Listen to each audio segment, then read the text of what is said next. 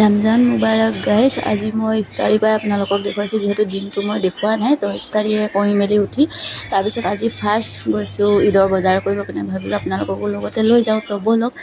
গৈয়ে ফাৰ্ষ্ট মই কি কৰিছোঁ, আগত পান এখন খাই লৈছোঁ দেই, যিহেতু দিনটো খোৱা নাই। তো এতিয়া নাখালেও কেনেকৈ হ'ব, খালোঁ কিন্তু ঘৰত, কিন্তু বজাৰত গৈ কিনে এখন কিবা এটা নাখালে ভাল নালাগে।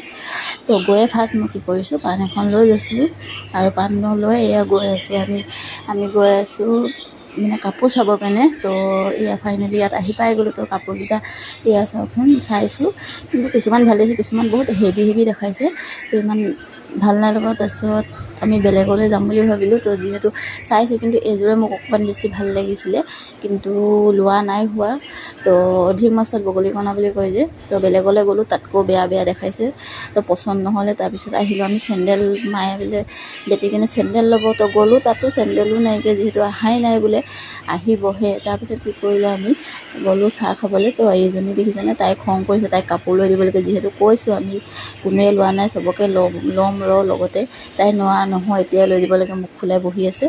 তো সেইটো গ'ল আৰু তাৰপিছত আকৌ আহিলোঁ সিহঁতৰ কাৰণে কাপোৰ চাবলৈ, কিন্তু কাপোৰবিলাক খুব ভাল নাইকিয়া দেখিছেনে। আৰু ইজনীয়ে পূৰা খেলিছে, চব ঘৰৰ নিচিনা বেলুন এটা বেলেগৰ পৰা খুজি মেলি লৈ লৈছে, দোকানৰ পৰা লৈ খেলি আছে। তাৰপিছত চাই আহিলোঁ, তাৰপিছত আকৌ আহিলোঁ আমি বেলেগ এখনলৈ, কিন্তু তাতো ভাল নালাগিলে। ফাইনেলি ঘৰ গুচি আহিলোঁ, আহি নামাজ পঢ়ি ল'লোঁ। আজিলৈ মানে ভিডিঅ'টো